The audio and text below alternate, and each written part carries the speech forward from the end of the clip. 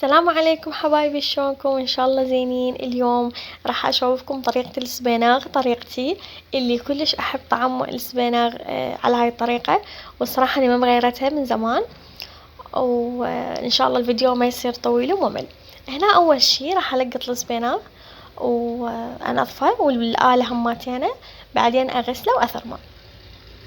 والسبيناغ طبعا احنا بالشتا سبيناغ وبالصيف بامي، كل ما ندوخ وسوينا سبيناغ. هي هاي الأم العراقية على طاري أكل وحديد وفيتامينات. هسه هنا ما أطول عليكم بالحكي. أنا سلقت لحم حتى للسبيناغ لين ما يصير كلش طيب بدون لحم، حتى لو هيجي قطعة صغيرة أهم شي طعم لحم. وبعدين راح أبلش أقلي. هنا دا أحمس باللحم وراس بصل مو كلش كبير وطماطاية صغيرة بدون قشر ثرمتها، وخليت الآلة وياهم وراح أظل أقلب بيهم إلى أن تطلع ريحة الآلة، بس ما أخليها تلشع. لما أقليهم زين أبلش أضيف السبيناغ شوية شوية وأحرك بيه لحد ما أخلص الكمية. طبعا أنا أطبخها بحمص، ما أحبه باللوبيا الحمراء.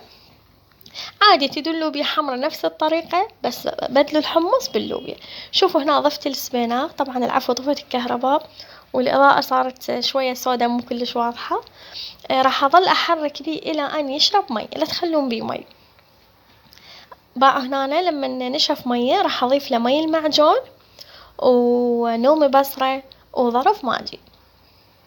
راح تقولوا ليش خليتي ماجي وانتي مخليه لحم؟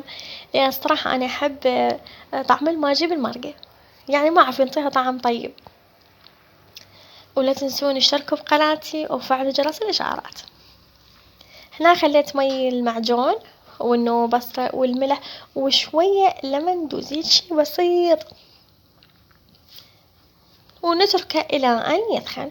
طبعا أني بهالأثناء همتين دا أحضر أطبق وياه تمن، طبعا ويا السبيناغ تمن أبيض احنا متعودين عليه، ونارنج ويامي.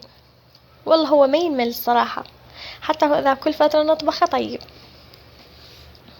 وهذا شكله بعد ما استوى، شوفوا شلون ثخين، خليته يستوي على راحته، وهذا شكله النهائي، وألف عافية.